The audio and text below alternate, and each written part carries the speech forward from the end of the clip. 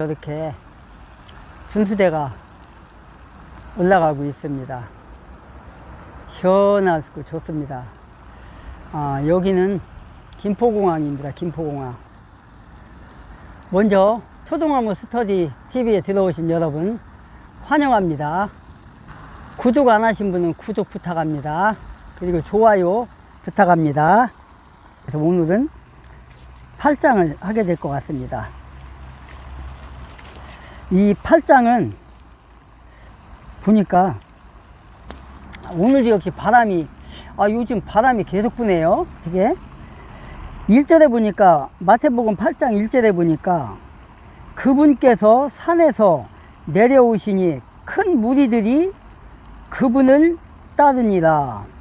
보다 한 나병 환자가 와서 그분께 경배하며 이르되 주여 주께서 원하시면 나를 정결하게 하실 수 있나이다 하므로 3절 예수께서 손을 내밀어 그에게 대시며 이르시되 내가 원하노니 너는 정결하게 될지어다 하심에 곧바로 그의 나병이 정결하게 되니라. 4절까지 예수님께서 그에게 이르시되 삼가 너는 아무에게도 말하지 말고 네 길로 가서 제사장에게 너 자신을 보이며 모세가 명령한 예물을 드려 그들에게 증거로 삼으라 하시니라. 예수님께서 한 나병 환자를 만났는데, 그러니까 산에서 내려오시는데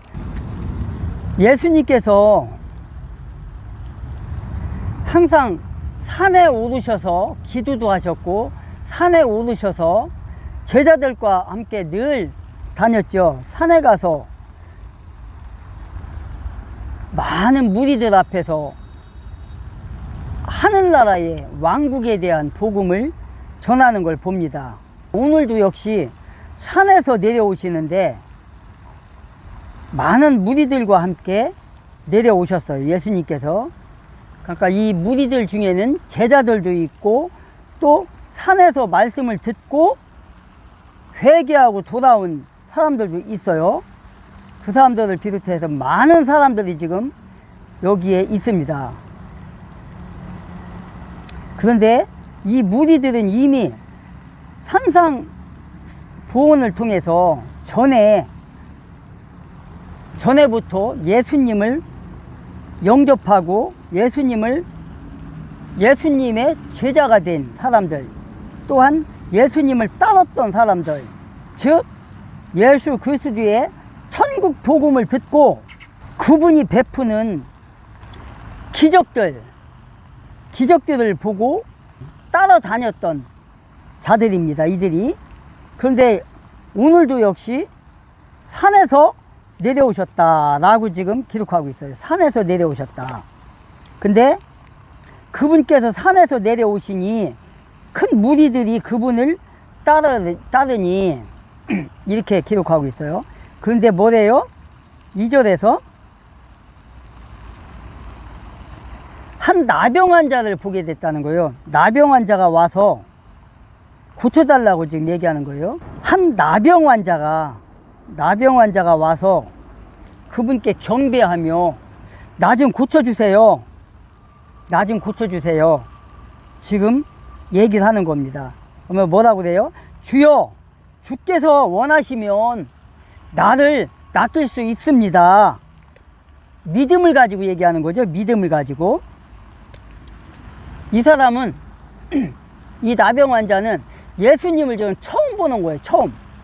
처음 보는 건데 그동안 예수님에 대한 그 소문을 들었겠죠.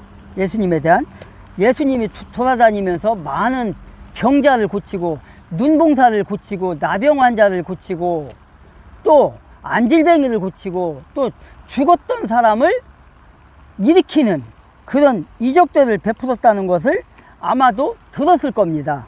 그러니까 지금 어떻게 하는 거예요? 한 나병 환자가 와서 그분께 경배하면서 뭐라고 그래요? 주여 주께서 원하시면 주께서 하시고자 하시면, 나를 낚이고자 하시면 낚일 수 있습니다. 내가 믿습니다 하면서 지금 경배를 하고 있는 거예요. 지금 이런 믿음이 여러분들에게 있기를 기도합니다. 이런 믿음이. 지금 예수님을 이 나병 환자는 처음 보는 거예요. 처음 보는 거. 그냥 소문만 들은 거예요. 소문만. 그동안에 예수라는 사람이 있는데 그분이 하나님의 아들이란다. 근데 그분께서 항상 만나는 사람마다 병자들을 낫긴다 하더라, 치료하신다 하더라, 이 말을 들은 거예요. 그러니까 이 사람도 역시 지금 예수님이 지금 산에서 내려온다는 말을 듣고, 그곳을 지나간다는 말을 듣고 그곳에서 지금 기다리고 있었던 거예요. 그러니까 이런 말을 하는 거예요. 지금 뭐라고 돼요? 1절 하반절에서, 전반절에서는 산에서 내려오시니 따르는 사람이 많더라. 큰 무리들이 그분을 따르니라. 그런데 보라, 한 문둥 환자가 와서 경배했대요. 경배. 무릎 꿇고, 주여, 주님께서 하시고자 하면 저의 병을 낚일 수 있습니다. 나는 그걸 믿습니다. 지금 이렇게 한 거예요. 그러니까 3절에서 뭐라고 그래요? 예수님께서 손을 내밀어 그에게 대시며 이르시되, 내가 원하노니. 누가? 예수께서. 너는 정결하게 될지어다. 깨끗하게 될지어다. 병이 치람을 받을지어다. 지금 이렇게 지금 명을 하시는 거예요. 그러니까 어떻게 됐어요?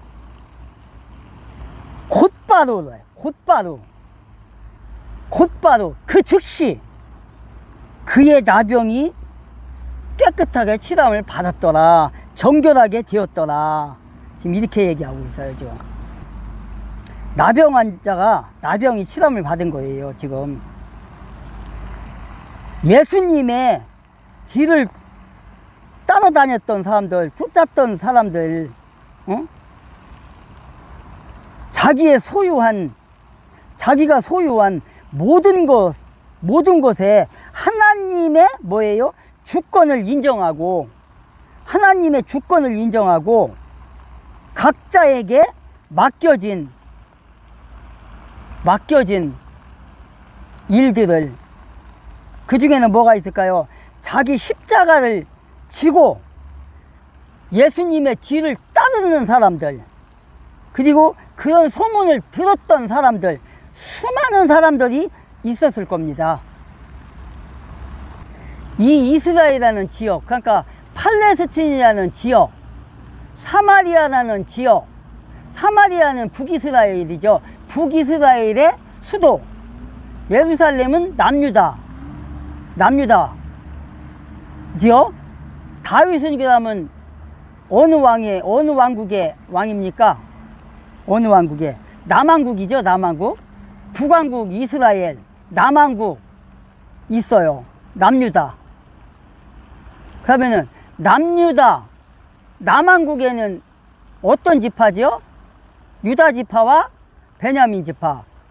그 이스라엘이라는 나라는 그 12지파로 이루어진 나라죠. 12지파. 12지파 중에서 베냐민 지파하고 유다 지파만 남왕국에 속해요. 그리고 그러니까 2지파죠. 2지파. 그러면 10지파가 남잖아요. 10지파가 어디예요? 10지파가 북이스라엘. 북이스라엘의 수도는 어디다? 사마리아. 사마리아 여인 생각나죠? 사마리아 여인. 요한복음에 예수님께서 사마리아 여인을 구원해 주신 거 알죠? 냉수 한 그릇을 달라 했을 때 그 사마리아 여인이, 어찌 유대인이 이 사마리아 여인인 이방 여인한테 물 한 그릇을 달라고 합니까? 이렇게 예수님한테 반문을 해요. 사마리아 여자가. 그러니까 예수님이 뭐라고 그래요? 내가 너에게 물 좀 달라고 하는 사람이 누군 줄 알았더라면 네가 그에게 생수를 달라 했을 것이다. 물을 달라 했을 것이다. 성령을 달라 했을 것이다. 구원을 달라 했을 것이다. 이렇게 얘기를 해요. 그래서 그 여인이 거기서 구원을 받죠. 그곳이 바로 사마리아입니다. 북이스라엘. 자, 남유다와 북이스라엘, 그 팔레스틴이라는 그 지역, 그 얼마나 많은 사람들이 나병 환자가 있을 것이며, 눈봉사가 있을 것이며, 또 안질뱅이가 있을 것이며, 갖가지 병에 걸린 자가 있겠어요. 이때 당시에. 지금 이스라엘 나라가 지금 인구가 몇 명이라고 그래요? 인구가요? 인구가 지금 800만 명이라고 그래요. 800만 명. 800만 명이고, 이스라엘 나라가 지금 어느 정도 된다고 그래요? 우리나라로 따지면은 강원도. 그러니까 강원도가 나 어딘지 몰라요. 솔직히. 강원도가 얼마나 큰지도 몰라요. 근데 그 정도밖에 안 되는 그런 곳이랍니다. 강원도 그 지역. 그러니까 작은 나라죠. 작은 나라. 아주. 그런 나라. 인구가, 그러니까 제가 말하는 800만이라는 것은 뭐냐면, 팔레스틴에 살고 있는, 지금 이스라엘이라는 나라에 살고 있는 인구만 따진 거예요. 그런데 이스라엘 백성은요, 2000년 전부터 그 이스라엘 백성들이 그 로마 시대 때부터 바벨론 포로 시절부터 외국에 흩어진 민족이 지파가 많잖아요.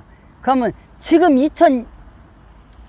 21세기 2024년 이때에 이스라엘 땅에서 살지 않는, 외국에서 살고 있는 동포들까지 따지면 지금 외국에 살고 있는 이스라엘 민족이 몇 명이냐면, 각 나라에 흩어진 민족이 그 지파가 몇 명이냐면 800만이에요. 800만.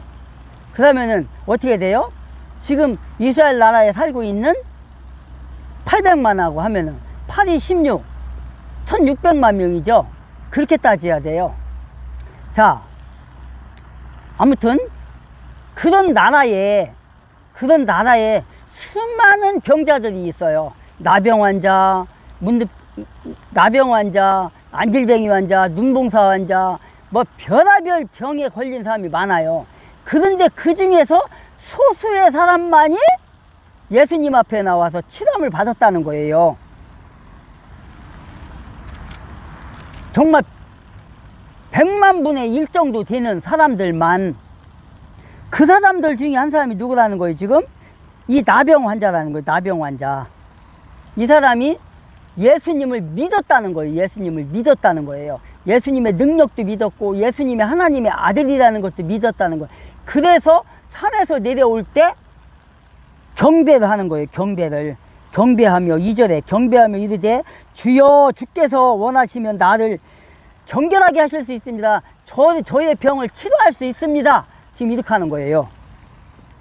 지금 2절에서 주여, 원하시면 나를 깨끗하게 할 수 있습니다. 지금 이렇게 지금 예수께 지금 말하는 거예요. 주여 원하시면, 주여 원하시면. 내가 원하는 게 아니라 주님이 원하시면, 예수 당신이 원하시면 할 수 있습니다.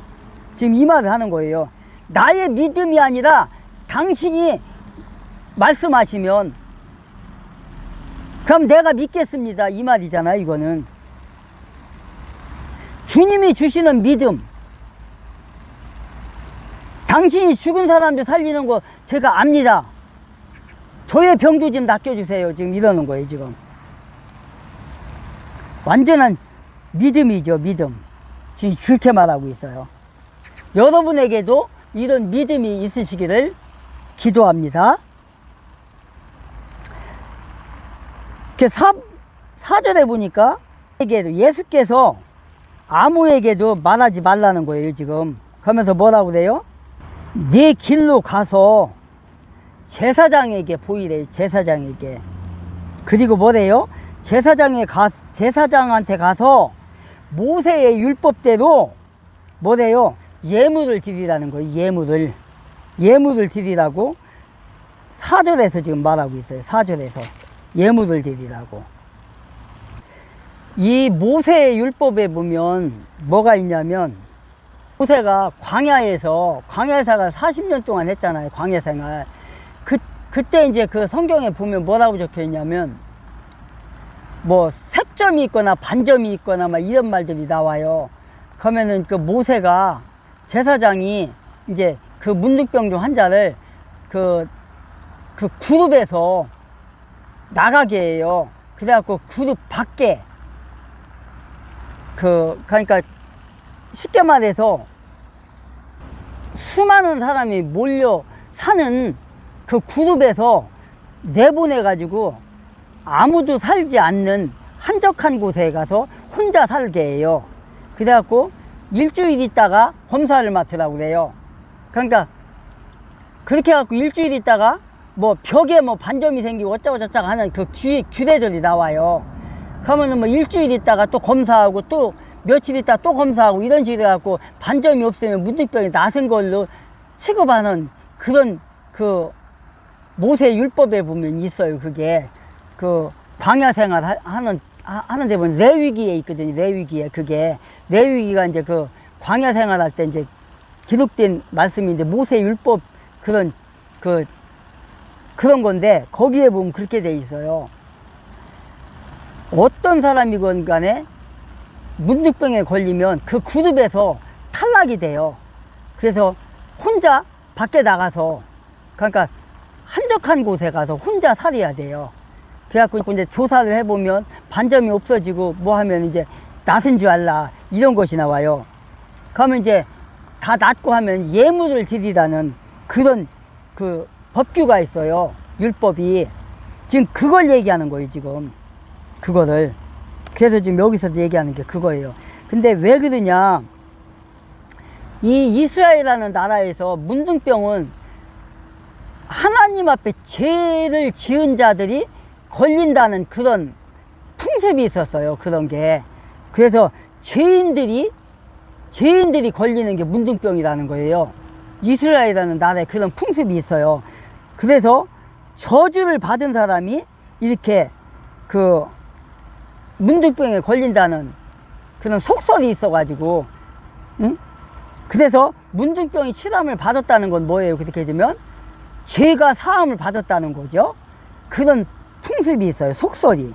그런 속설. 그래서 지금 이런 말이 나오는 거예요. 그래서 예수 그리스도께서 그 사람을 고쳐주고 나서 그를 제사장에게 가서 보이라. 그리고 모세의 율법대로 가서 예물을 드려라. 그런 것을 이제 확인을 하고 나섰다고 생각하면 이제 제사장한테 가서 그렇게 이제 허락을 받는 거예요. 여기서 4절에 보니까 예수께서 아무에게도 말하지 말라겠잖아요.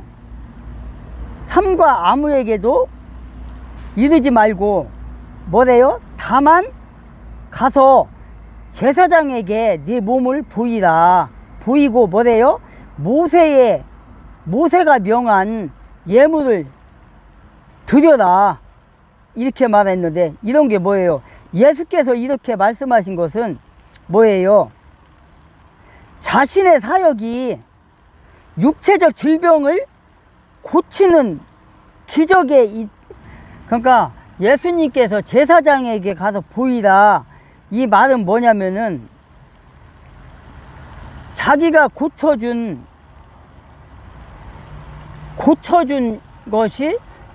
것을 그 문둥병 환자가 가서 소문을 내게 되면은 많은 사람들이 몰려들 거 아니에요.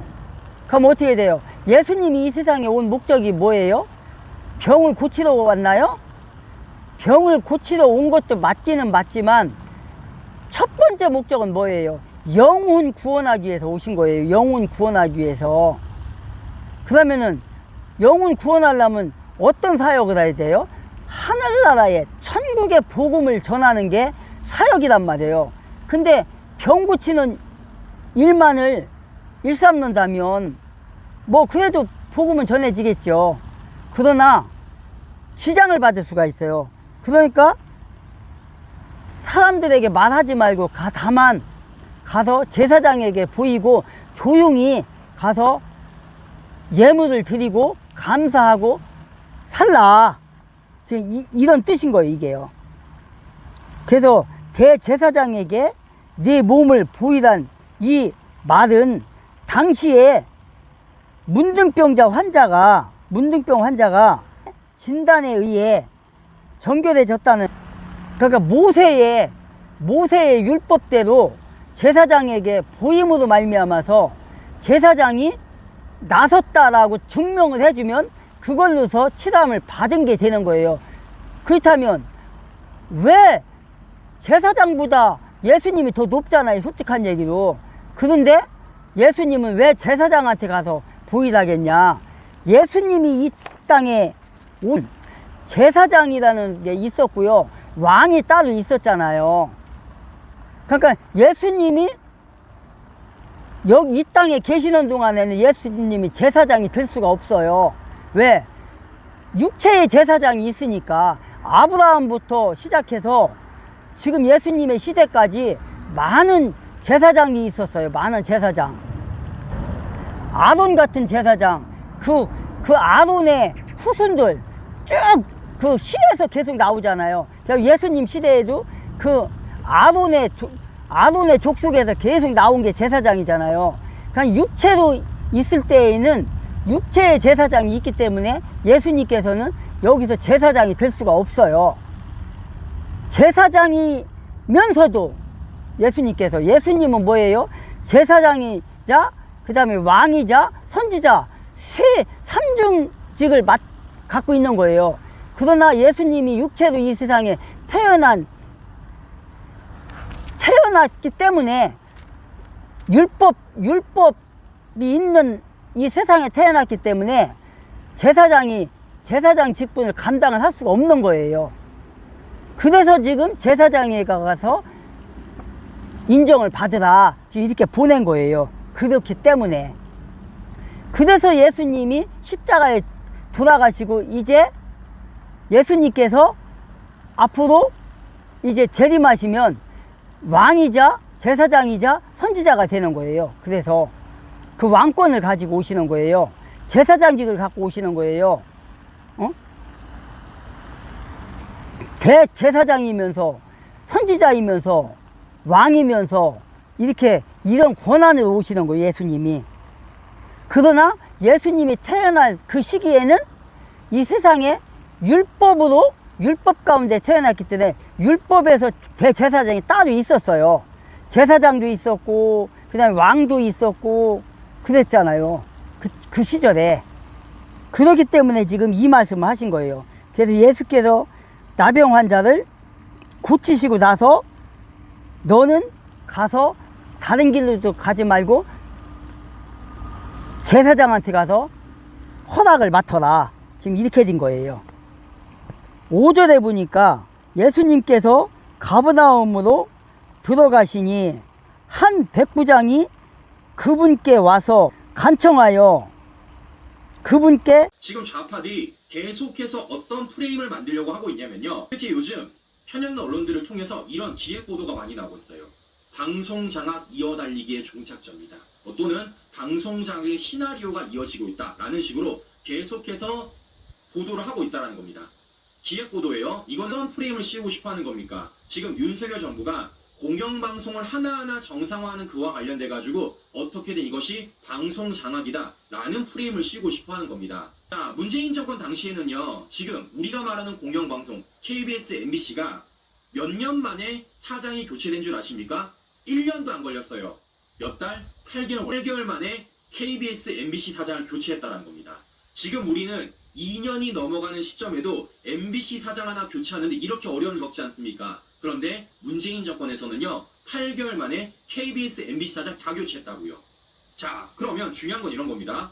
많은 분들이 이런 생각하실 거예요. 그러면 문재인도 8개월 만에 교체한 걸 왜 윤석열 정부는 교체를 못했냐라고 생각하실 겁니다. 결국 차이점이 뭐겠습니까? 우리는요, 법과 절차를 지키는 과정이고 저들에게는요, 법과 절차를 지키지 않은 과정들이었다는 거예요. 네, 우리가 이게 차이점이라는 겁니다. 엄연히 따지면 법과 절차에 따라서 KBS 사장과 MBC 사장이 교체돼야 되는데 문재인 정권에서는 좌파들이기 때문에 자신들의 선전선동의 스피커를 길러내기 위해서 불법이란 불법을 다 저지르면서 폭력이란 폭력을 다행하면서 KBS, MBC 사장을 교체했다는 겁니다. 이 차이점을 우리가 반드시 읽어야 된다. 어떤 일까지 했냐? 바로 이겁니다. 방송 장악 문건이 있어요. 실제 그 문건 안에는요. 언론 노조부터 시작해가지고 감사원, 고용노동부까지 총동원하도록 문건이 만들어져 있다는 겁니다. 실제 이거 민주당에서 뿌려진 방송 문건입니다. 민주당에서 뿌려진 방송 문건이에요. 내용을 보시면요. 되게 소름 끼칠 거예요. 자, 2017년 8월 당시 민주당에 배포된 문재인 정권 당시 방송 장악 문건이에요. 자, 이 문건 내용을 제가 하나하나 세세히 보여드리겠습니다. 자, 보시면요. 이런 내용이 들어가 있어요. 반민주, 반국민적 언론접해 상징인 MBC, KBS 사장 및 이사장, 이사에 대한 지속적이고 교체적 대응이 필요하다라고 말하는 겁니다. 그러니까 자신들의 스피커 역할을 안 해주면 이 사람들이 일단 반민주, 반국민적이라고 못을 박아놓는 겁니다. 근데 중요한 건 이것을 교체함에 있어서 되게 구체적으로 써놨다는 겁니다. 구체적으로. 자, 어떤 식으로 써놨냐? 이런 식으로 써놨어요. 김장경, 오대영의 수시 발언, 성명 기자회견 등에 즉각 대응하고 최고 2등 지도부의 발언 및 대변인 논평, 규탄 대회 등을 개최하고 과방위의 기자회견 및 현장 방문, 토론회 등을 개최한다. 이렇게 말하는 겁니다. 그러니까 민주당 차원에서 기자회견도 하고 논평도 내고 규탄 대회도 하고 토론회도 하자라고 지금 이렇게 실제 민주당 내부에서 문건이 뿌려졌다는 겁니다. 여러분들. 이게 만들어진 문건이에요. 그런데 중요한 건 여기서 끝나지 않는다는 겁니다. 자, 이 내용에 또 어떤 내용도 있느냐? 바로 이런 게 있어요. 방송사 구성원 및 시민단체, 학계의 사장 퇴진 운동을 전개한다는 겁니다. 자, 결국 뭐 하는 겁니까? 실제 민노총 산하 언론 노조들과 좌파 시민단체들을 동원해가지고 MBC, KBS 사장을 교체하는데 함께 퇴진 운동을 전개한다는 겁니다. 야, 이거 얼마나 시청자 여러분들 소름 끼칩니까? 내용이 이렇게 나와 있습니다.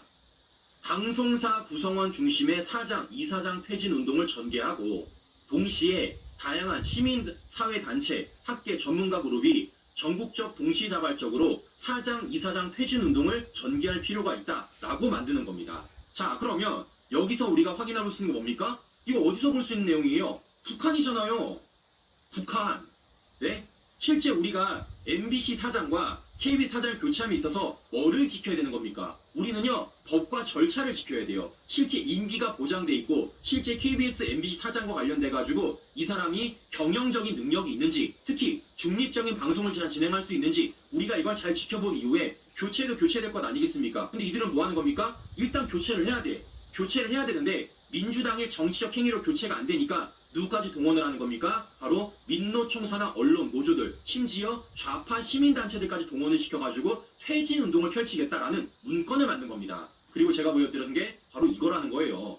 이게 좌파들의 전형적인 행태라는 겁니다. 이러니까 법과 절차가 없던 거죠. 그런데 심지어 이들이 뭐까지 하느냐? 이런 것까지 있어요.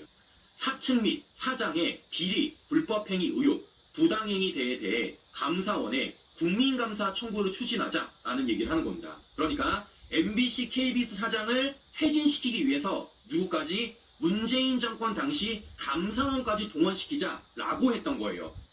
그러니까 국가기관까지 동원을 시켜가지고 MBC와 KBS를 장악하려고 했다는 겁니다. 이게 문건입니다, 신규 여러분들. 자, 이것뿐만이 아닙니다. 자, 더 구체적이에요. 어떻게 나와 있느냐? 이런 식으로 나와 있습니다. 방통위 차원의 대책 강구. 그래서 사장을 어떻게 하느냐? 방통위의 관리 감독 권한을 최대한 활용을 하고 부정불법적 행태 실태를 엄중 조사하겠다라고 말하는 겁니다. 방통위를 장악해서 KBS, MBC 사장에 대해서 뭐 하는 겁니까? 탈탈 털어보자라는 겁니다. 자, 심지어는 이게 사장만 있는 게 아니라 누구까지 있느냐? 바로 이사진까지 있습니다. 뭐라 써 있어요? 야당 측 이사들에 대한 면밀한 검증을 통해 개인비리, 직무유기, 부당한 사장의 업무 및 프로그램 편성 등 간접행위, 묵인낼지, 방조행위 등 부정비리 등을 부각시켜 이사직에서 퇴출한다라고 써 있습니다. 자, 시청자 여러분들, 여기서 중요한 건 뭐겠습니까? 지금 어디 측 이사들만? 야당 측. 그러니까 문재인 정권 당시 자유한국당 추천에 있는 이사들만 이렇게 해보자라고 말하는 겁니다. 지금 뭐 하는 겁니까? 이사진을 바꿔야지만 실제적으로 자신들이 MBC, KBS를 더욱 공고하게 장악을 할 수 있으니까 뭐 하는 거예요? 당시 자유한국당 추천했던 이사들만 탈탈 털어서 우리가 언론으로 부각시켜보고 그 사람들을 퇴출시켜보자 라고 얘기를 했다라는 겁니다. 이게 바로 뭐 하는 겁니까? 문재인 정권 당시 만든 방송 장악 문건이라는 거예요. 이런 문건이 있음에도 불구하고 좌파들은 지금 뭐라고 말하고 있는 겁니까? 마치 윤석열 정부가 방송 장악 이어달리기를 하고 있는 것처럼 그런 식으로 말도 안 되는 프레임을 짜고 있다는 겁니다. 이 얼마나 뻔뻔스러운 행동인지를 우리가 확인해 볼 수 있다는 것이죠. 이렇기 때문에 우리가 이 공영방송을 정상화시켜야 되는 것이고 이 정상화시키는 과정 속에서 좌파들이 저 난리 부르스를 치고 있다. 이진숙 후보자의 청문회 과정에서는요. 실제 그 당시에 피해를 입었던 분들이 증인으로 출석을 하셨어요. 그 중에 한 분이 누굽니까? 바로 이분 아니겠습니까? 강규영 전 KBS 이사. 실제 이분이 오셔가지고 자신이 언론 노조에게 집단 린치당한 과 관련된 그 상황들을 영상을 통해서 보여주지 않았습니까? 그게 뭐예요? 바로 이거 아니겠습니까? 민노총 산하 언론노조 KBS 지부가 강규영 이사를 집단 린치했습니다. 100여 명에 가까운 민노총 언론 노조원들이 실제 구타를 했고 그와 관련해서 전치 2주를 입었던 거예요. 그런데 이런 과정 속에서 문재인은 뭐 한 겁니까? 저 강규영 이사를 해임시켰던 겁니다. 그거 부당에 해당된다라고 말을 했다는 겁니다. 왜겠어요? 말이 되냐고요. 2,500원 김밥 먹었다고 자른다는 게 말이 됩니까, 신규 여러분들? 말이 중요한 건 이런 거예요. 앞서도 말씀드린 것처럼 지금 KBS 전 이사인 강규영 전 이사도 누구한테 구타당했다고요? 민노총 산하 언론 노조들한테 집단 린치를 당했다라고 말씀을 드렸습니다. 그러면 이사가 이 정도면요. 실제 그 당시에 공영방송에 있었던 사장부들은 어땠을까요? 사장분들은. 자, 더 했겠죠. 제가 그래서 실제 이진숙 후보자의 청문회 과정에서 공개된 민노총 산하 언론 노조의 폭력 행위를 제가 한 번 더 보여드리겠습니다. 실제 이들이 사장을 바꾸기 위해서 어떠한 짓들을 벌였는지 얼마나 폭력성이 있는지 우리 보시면요 충격적이실 거예요. 아마 이 영상 못 보신 분들이 더 많으실 겁니다.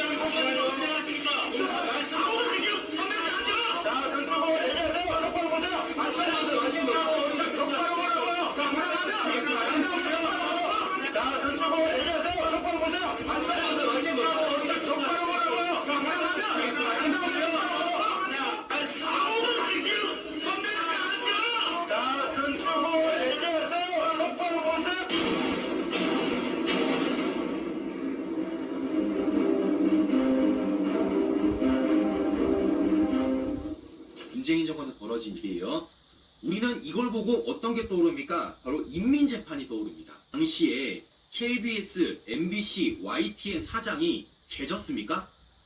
불법행위 저질렀어요? 실제 법원에서 판결 나온 거 있습니까? 아무것도 없습니다. 그럼에도 불구하고 뭐 하는 겁니까? 마치 저분들이 뭔가 굉장히 큰 일을 벌인 것처럼 저 난리를 부리고 심지어는 기자라는 타이틀하고 뭐 갖다 대는 겁니까? 카메라 들이대고요. 마이크 들이대고 있는 거예요. 이게 지금 문재인 정부에서 벌어진 일이라는 겁니다. 그런데 그게 불과 몇 달 만에 벌어진 일입니까?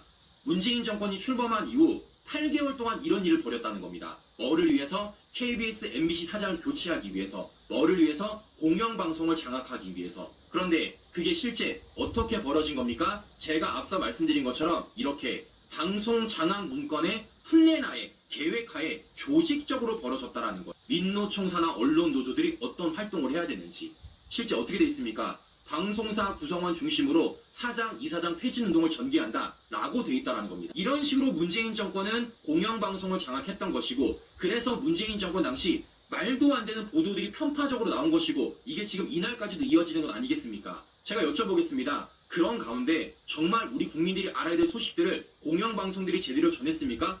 지금 어떤 일 벌어지고 있었어요? 계속해서 가짜뉴스 보내고 있고, 심지어는 선전선동하고 있고, 심지어는 윤석열 정부의 성과와 관련된 왜곡까지 하지 않습니까? 우리 기억하잖아요. 바이든 날리면. 네? 윤석열 정부가 실제 외교와 관련돼서 얼마나 잘했음에도 불구하고 그것을 어떻게든 희석시키기 위해서 MBC가 바이든 난리라는 발언, 한 그런 보도까지 하지 않았습니까? 우린 그걸 목도했다고요. 그렇기 때문에 이것은 단순히 우리가 공영방송의 정상화를 넘어서 뭐까지 우리 국민들의 삶까지 침투되기 때문에 반드시 해야 되는 일이라는 겁니다. 그런데 지금 저렇게 실제 인민재판하듯이 사람을 때리고 인민재판하듯이 마이크와 카메라를 들이댔던 사람들이 지금은 윤석열 정부를 향해 뭐라고 말합니까? 오히려 방송 장악을 하고 있다 라고 말하고 있다는 겁니다. 이게 좌파들의 실체라는 겁니다. 실제 기자라는 타이틀로서 뭔가 되처럼 보여지지만요, 실제 어떤 일을 벌이고 있는 겁니까? 정치 조직화되어서 민주당이라는 곳과 결탁이 되어서 뭐 하는 거예요? 실제 사람을 저렇게 집단 린치하고 기자라는 타이틀 달고 마녀사냥 인민재판하고 있다는 것입니다. 이렇기 때문에 우리가 이것을 바로 잡아야 된다라는 말씀을 해드리는 겁니다. 제가 이러한 문건과 이런 영상을 보여드린 이유는 뭐겠습니까? 주변에 아직도 이와 관련돼가지고 윤석열 정부가 방송을 장악하는 것처럼 알고 계신 분들이 은근슬쩍 많아요. 은근슬쩍 많습니다. 그럼 우리는 뭘 보여줘야 되겠습니까? 아니다. 문재인 정권에서는 어떤 일을 벌여준 우리가 하나하나 보여줘야 되겠죠. 자, 뭐 보여주면 되겠습니까? 앞서 보여드렸던 것처럼 윤석열 정부에서는요, 행위 본 적 있으세요? 없습니다. 이거는 문재인 정권 때 일어난 겁니다. 자, 더 나아가 윤석열 정부는 이러한 방송 장악 문건 만든 적 있습니까? 없어요. 누가 만든 겁니까? 문재인 정권에서 만들었다는 겁니다. 지금 뭐 하는 겁니까? 윤석열 정부는요, 폭력 행위도 없고 문건도 없이 법과 절차에 따라서 공영방송을 정상화시키고 있다는 거예요. 반면에 문재인 정권에서는 심지어 조직적으로 방송 장악을 위한 플랜을 짰고, 그 플랜에 따라 민노총사나 언론 노조들이 폭력 행위와 심지어는 침까지 뱉었다는 겁니다. 누구 앞에? 사람 얼굴에다가. 이렇기 때문에 우리가 이와 관련돼 가지고 비교를 해가면서 누가 진짜 방송을 장악하려고 했는지, 반면에 누가 진짜 법과 절차에 따라서 공영방송을 정상화시켜야 되는지 우리가 이걸 비교해서 보여드리는 게 굉장히 중요하지 않을까라는 말씀. 여러 차례 말씀을 드렸지만 좌파들은요, 가장 중요한 게 뭐겠습니까? 바로 방송 장악입니다. 왜냐? 저들은 딱 하나밖에 없어요. 선전선동밖에 없습니다. 즉, 선전선동을 하기 위해서는요, 고출력 스피커가 필요합니다.